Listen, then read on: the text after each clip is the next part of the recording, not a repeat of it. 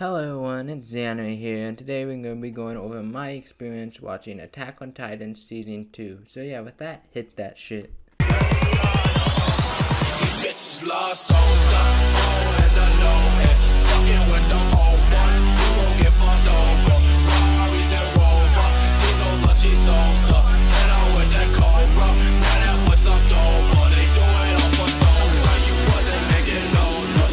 Okay, before I start going over my experience and my opinions of watching Attack on Titan Season 2, obviously, if you haven't watched Attack on Titan Season 2 or Attack on Titan in general, as well with Attack on Titan Season 3 and 4, as I might mention those in passing while going over, please click off the video and yeah, go watch Attack on Titan. It's really good. So yeah, first thing I would like to say, Attack on Titan Season 2 is very underestimated. I must say, very, very underestimated. Most people say that Attack on Titan Season 2 is boring, it doesn't really have that much to add to the story, or it's just boring in general, which I don't really get, because in my opinion, Attack on Titan Season 2 is better than Attack on Titan Season 4. Now I might get some backlash for that if anyone decides to comment on this video, but in my opinion, Attack on Titan Season 4 is kind of boring, but I'll get into that in my Attack on Titan Season 4 video. So, yeah, Attack on Titan is a very slept-on story, and this is mostly because possibly there's not that many fights, even though, one of the best fights in the series, which would be Eren versus the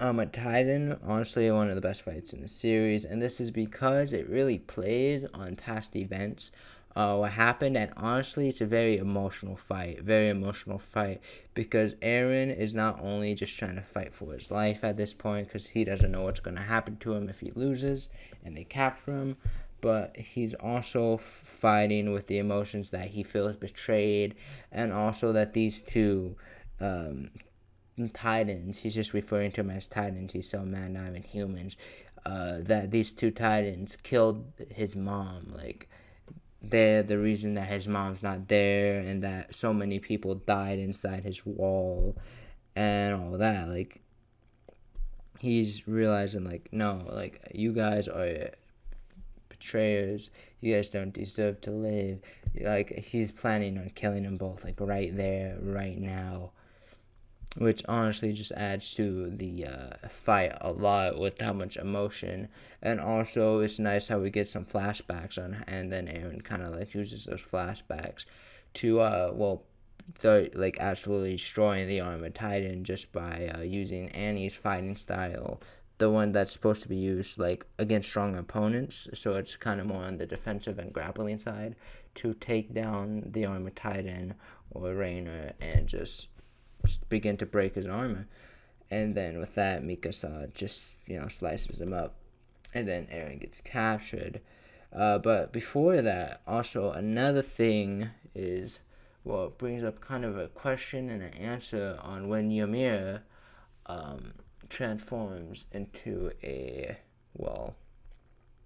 Titan, and everyone's just like, how does this happen?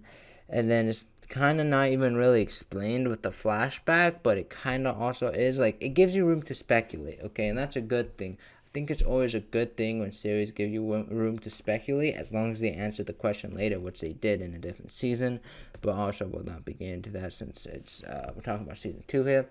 So it gives you enough room to speculate, but will also give you kind of a slight answer. So you well, if a Titan eats a human, do they transform into a human, or what's going on here,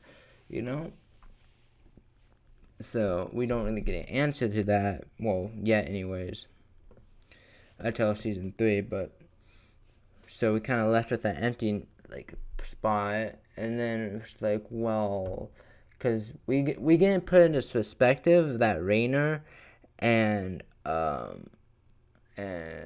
the Colossal Titan, can't remember his name at the Bardock, I think it is, are still villagers at that point. So we just think that he ate him, or she ate him, their friend outside the village. So that's what our perspective is coming from, which just leads to more questions, but also allows us to speculate, and also doesn't give us like the exact answer on how they got the Titan powers like Reina and Bardock. So it really just leaves a lot of things open once we figure out that they're also Titans. So like, how come they didn't stop them and stuff like that. So it's answering more questions, well, creating questions as well. Another thing we get in this thing, which was really good for the story, especially in season 3, is the reveal of, I forget her name, but Historia being a royal blood from the royal blood, and also just seeing the big reveals. Like, there was a lot of big reveals that were like definitely very needed for the story, especially in season 3. Like, season 2 was really a setup season, but it was a good setup season, just like season 4 is a setup season for season 4 part 2. But honestly, season 4 is doing a worse job than season 2 did at setting things up, and I know that's just how the manga went, but still. So like, how season 2 set up how like Eren was gonna seal up the wall by revealing how the Colossal Titans are basically bringing the walls in.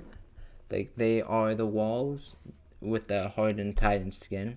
And the way they figure that out was just with science, which makes sense. So even how they figure that out makes sense, which is really good.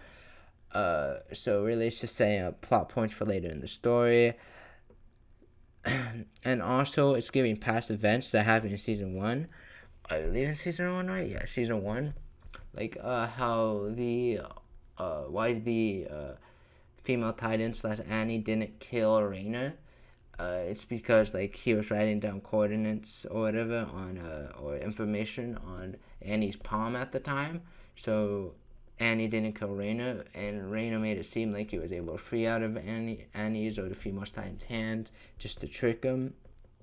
So it's really just adding like emphasis to past events, along with just the beginning of the series when Colossal Titan and Reina or the Armored Titan broke through the walls and killed killed all the people, including Eren's mom, basically, which goes back to the fight, how that added emotion.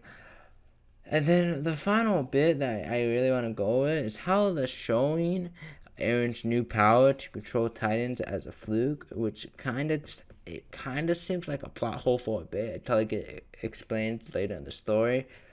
Because whenever Eren was able to unlock a new power, something, he was usually able to use it, even if it was failed after a certain bit. But after like some training, he was able to like fully use it, which was explained with the the Titan, like how he lost control once on screen, but he also trained with it a lot off screen, so he was able to control it flawlessly at that point. So showing his new power to be fluke, it's like, well, he has this cool power, but how is he able to use it? Which gets explained later on in season 3, So a lot of things get explained on in season 3. So yeah, really season 2 was a setup for season 3, but at the same time, it was a good setup. It wasn't boring like season 4 is being right now, or it is. So yeah. Overall, this was a really good season. Again, I might have to get a 9 out of 10 with context from season 3 and 4 because it wasn't as good as season 1 just because it was shorter. But without context, it's an 8 out of 10. Even without context, it's still really good. So, yeah, I'm giving it 8 out of 10 without context and 9 out of 10 with context. So yeah, with that is the anime signing off. Wait, why do I keep on forgetting it? Like and subscribe or not, you have free will. The anime signing off.